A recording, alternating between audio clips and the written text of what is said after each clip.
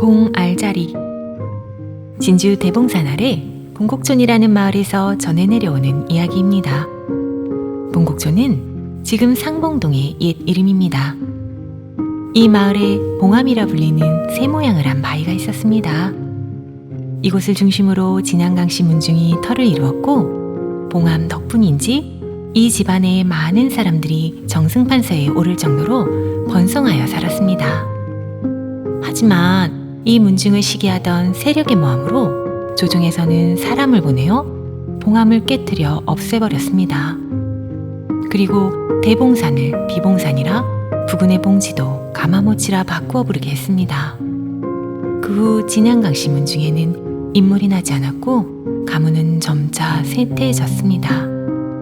하루는 봉곡촌을 지나던 도승이 문중 어른들이 단식하는 사정을 들었습니다. 도승은 다시 봉황새를 불러들이려면 봉황대를 조정해야 한다는 가르침을 주었습니다. 강씨 문중 사람들은 도승의 말대로 비봉산이 바라보는 곳에 봉황이 날아 돌아오기를 바라는 간절한 마음을 담아 봉알자리를 만들었으니 그곳이 바로 봉난대입니다. 예로부터 나라 인재의 반은 영남에 있고 그 반은 진주에 있다고 합니다. 강씨뿐만 아니라 진주에 터를 내리고 사는 많은 사람들은 상봉동의 봉알자리로 다시 봉황이 날아오기를 염원합니다. 그 마음이 담긴 수필가 허표영님의 글을 이인이의 소리로 들려드리겠습니다. 봉황 날아오다. 허표영. 오래전 내가 살았던 상봉동에 허리 잘린 황새 모양의 둔덕이 있었다. 바깥에서 놀던 아이들이 보이지 않으면 인근 이곳으로 찾아 나섰다. 동네 아이들이 모여 딱지치기, 비석치기로 골목이 왁자하고 길가에는 제기차기, 자치기로 신바람이 나는 곳이다. 봉알자리로 불렸다. 떠도는 소문에 봉강마을에서 쫓겨난 봉황이 있었다. 상봉동으로 날아와 조용하고 아늑한 자리를 골라 둥지를 틀고 알을 낳았다고 전해진다. 바로 동네 가운데 봉난대였다. 무슨 년으로 동네 주택가 평지에 봉이 다시 날아와 알을 낳도록 만들어 놓았을까? 테니스장만한 넓이에 흙을 둥그렇게 쌓아놓고 그 가운데에 봉이 알 낳을 자리를 오목하게 만들어 놓았다. 보호 차원에 사방 철책이 둘러있고 굽게 잠긴 문 사이로 비밀을 품고 있다. 간단한 안내판 하나 세워져 있다.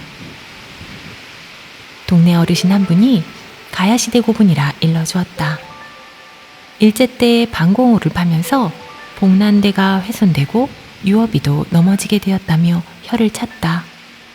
60년 전 오랜 세월 방치되었던 봉난대를 강씨 일족들이 다시 보수하여 현재에 이르게 되었다.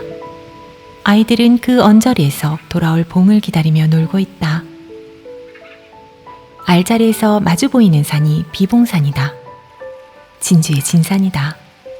정상에서 내려다보면 유서 깊은 남강이 도시를 감돌아 흐른다. 그 강가에 봉황 먹이인 대나무를 심었다. 봉황이 다시 깃들기를 바라는 염원이 지극하였다. 봉은 알을 낳는가? 새니까 낳을 것이라 여겨지는데 알을 본 사람은 없다. 그럴 수밖에 없는 것이 봉은 전설에 나오는 상서로움을 상징하는 상상의 새다. 모처럼 주말 선악산과 연결되는 봉황교를 건너 비봉산으로 걸음을 내디뎠다. 산길을 따라 비봉로를 향해 걸어갔다. 산수가 수려한 곳에 시내를 한눈에 내려다 보이는 대봉정이 반긴다. 아래에 남가람이 유유히 500리를 감돌아간다. 동산에는 석 달 열흘을 핀다는 대롱나무 군락이 무리지어 섰다. 붉은 꽃숭어리 술렁이며 환한 멀미가 날 지경이다. 봉황숲 이정표 있는 곳을 지날 때쯤이다. 숲풀에 숨어 있다. 인기척에 놀란 꿩 한 마리 우렁차게 울며 날아오른다. 피톤치드 향을 들이쉬며 천천히 걷는다. 비봉루 앞에 멈춰선다. 빛바랜 나뭇결이 마음 한편 아릿하다. 손으로 쓰다듬는다. 누각에서 시내를 내려다본다. 숨을 가다듬으며 오르면 소나무 한 그루 은연하다. 산 정상이다.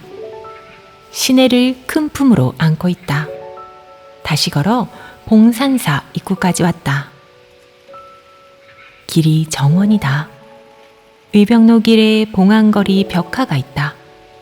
비봉산에 날아오르는 봉황, 알을 품은 보름달이 뜬 어두운 밤을 유유히 나는 봉황의 사계를 품은 벽화가 눈길을 끈다.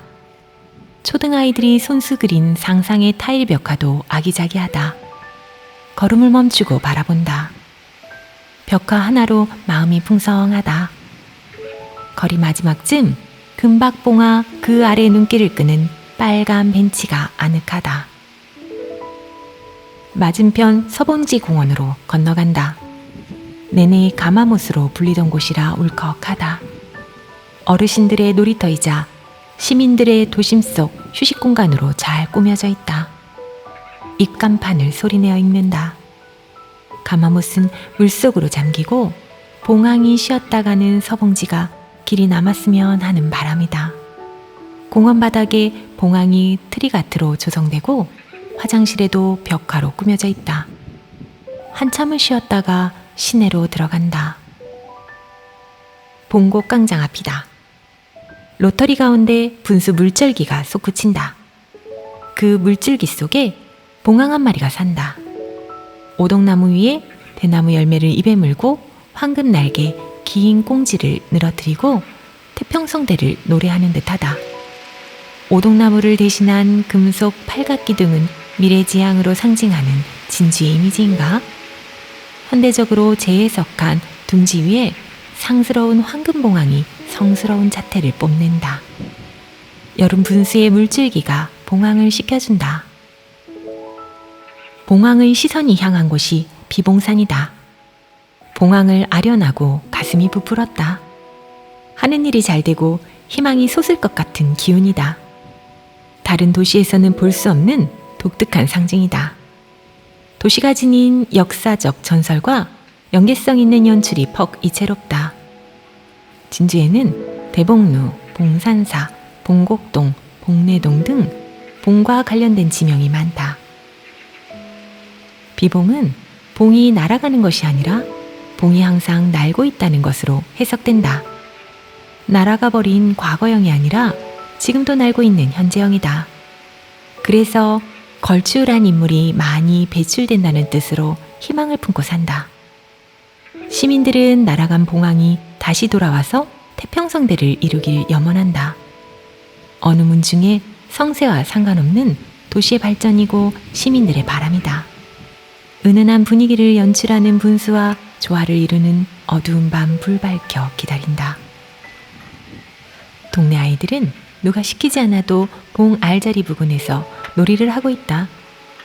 그 모습을 본 부모들은 아이들이 훗날 봉처럼 높이 성스럽게 날기를 기대하고 있는지도 모를 일이다.